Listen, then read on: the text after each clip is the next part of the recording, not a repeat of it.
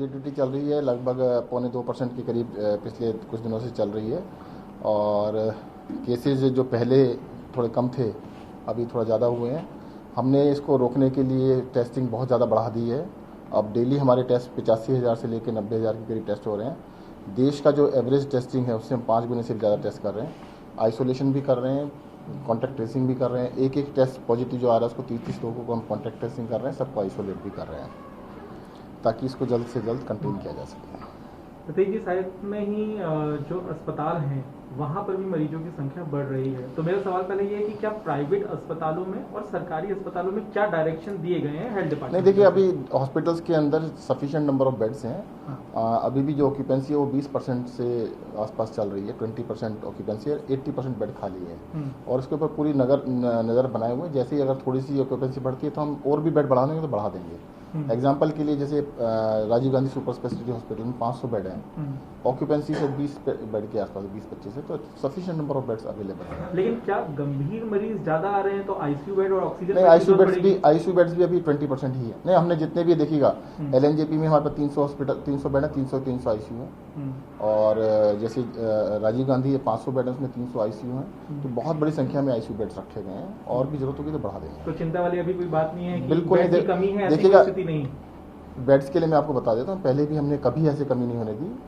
जिस दिन सबसे ज़्यादा 8,600 पेशेंट आए थे तब भी हमारे पास दिल्ली के अंदर 18,500 बेड थे, जिसमें से 8,500 बेड खाली थे। और बेड्स की कमी बिल्कुल नहीं होने दी जाएगी। जरूरत होगी तो हम इंक्रीज करेंगे, परंतु अभी जरूरत नहीं है।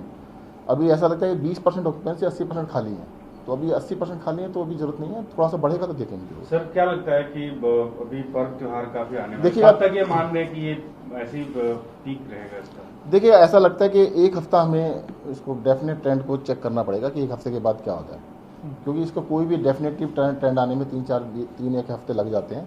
हो सकता है कि देखो फटीक फैक्टर भी आ जाता है कई बार। दिल्ली के अंदर 3-4 महीने कंप्लायंस बहुत अच्छी थी, बहुत ही अच्छी थी, तो एकदम से डाउन आया था और 10-15 दिन से लग रहा है कुछ कंप्लायंस कम हुई थी, जिसको हम सख्ती कर रहे हैं, काफ़ी सख्ती कर रहे हैं, लोगों को अपील भी कर रहे हैं कि भाई कंप्लायंस कीजिएगा। सबसे बड़ी कंप्लायंस है मास्क लगाने वाली। अगर ज़्यादातर लोग मास्क लगाते हैं, पब्लिक में मिलते हैं, तो इसको एकदम से कंटेन किया जा सकता है।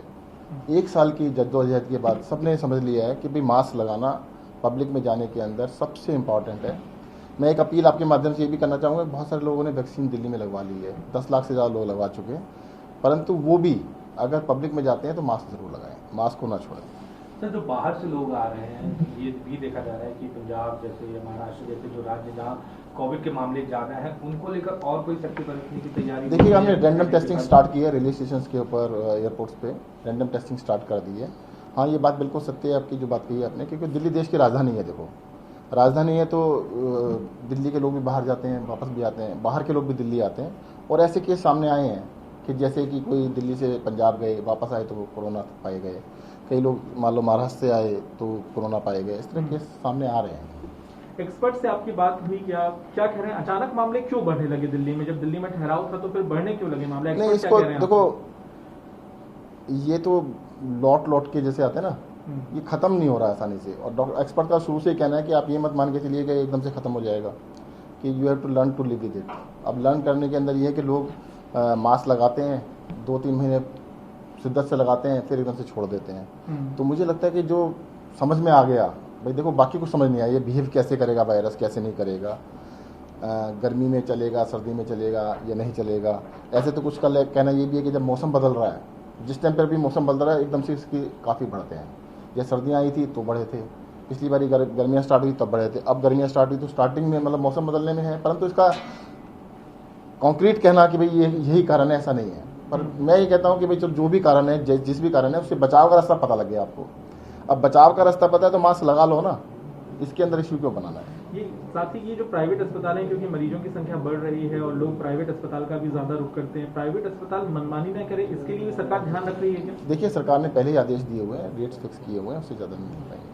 सर, होली का त्योहार जो कि अब आ गया और सार्वजनिक जगहों पर होली नहीं मनाई जाएगी, इसकी इम्प्लीमेंटेशन के लिए सरकार क्या कर रही है? देखिएगा, सरकार इसके लिए पूरी अपनी टीमें बना रही है, पूरा इसका देखा जाएगा। मैं फिर भी आपसे अपील करना चाहूँगा, देखो त्यौहार है, आप बड़ी खुशी से मनाइए, घर के अंदर मनाइएगा। होली और या बाकी जो भी त्यौहार हैं सारे अगले साल फिर से आएंगे, पब्लिकली मनाने अगले साल मना लीजिएगा। होता क्या है जब आप 50 लोग मिल रहे हैं और बहुत क्लोज कांटेक्ट में रहते हैं और उसमें से 2 लोग भी पॉजिटिव थे, 50 के 50 पॉजिटिव हो जाएंगे। तो ऐसे सुपर स्प्रेडर इवेंट ना करें जिसकी वजह से अचानक एकदम से एक्सप्लोजन हो। खूब खुशी से मनाइएगा, अपने परिवार के अंदर मनाइए।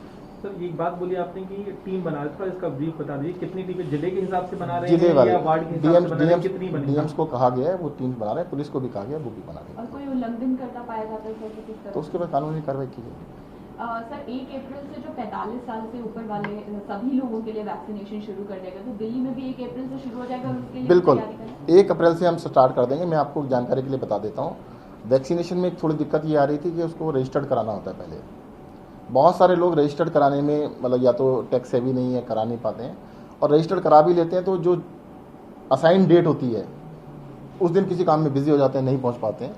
तो सरकार ने अब क्या किया है कि 3 बजे से लेकर शाम के 9 बजे तक, शाम के 3 से रात के 9 बजे तक 6 घंटे की विंडो है जब आप बिना रजिस्ट्रेशन के जा सकते हैं। पहले टाइमिंग थे सुबह 9 से 5 बजे तक, जिसको बढ़ा के सुबह 9 से रात के 9 बजे तक 12 घंटे कर दिया गया है। और इसका ध्यान रखते हुए कि भाई अपनी कन्वीनियंस के हिसाब से आप चले जाइए। अभी होता क्या था कि लोग ऑफिस में काम करते हैं, अब 6 के 6 दिन ऑफिस में काम कर रहे हैं, संडे छुट्टी है तो संडे को वैक्सीनेशन नहीं होती, तो उनको टाइम सूट ही नहीं करता।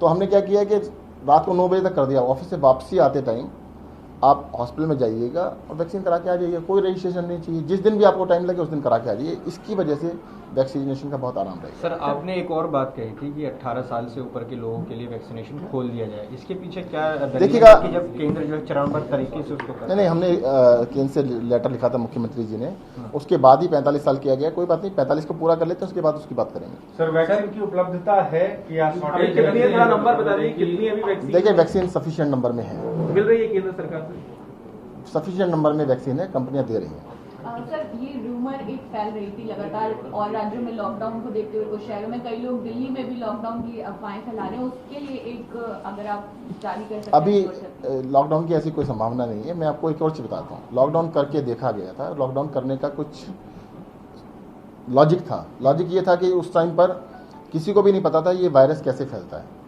सबसे पहले कहा गया था कि भाई अगर 14 दिन का इसका साइकिल है, इन्फेक्ट होने से लेके खत्म होने तक का 14 दिन का साइकिल होता है। एक्सपर्ट्स का ये कहना था कि अगर 21 दिन के लिए 21 डेज के लिए आप टोटल चीज़ों को एक्टिविटी को लॉकडाउन कर देते, जो जहाँ पर है वो वायरस वहीं खत्म हो जाएगा, ये फिर आगे फैलना बंद हो जाएगा।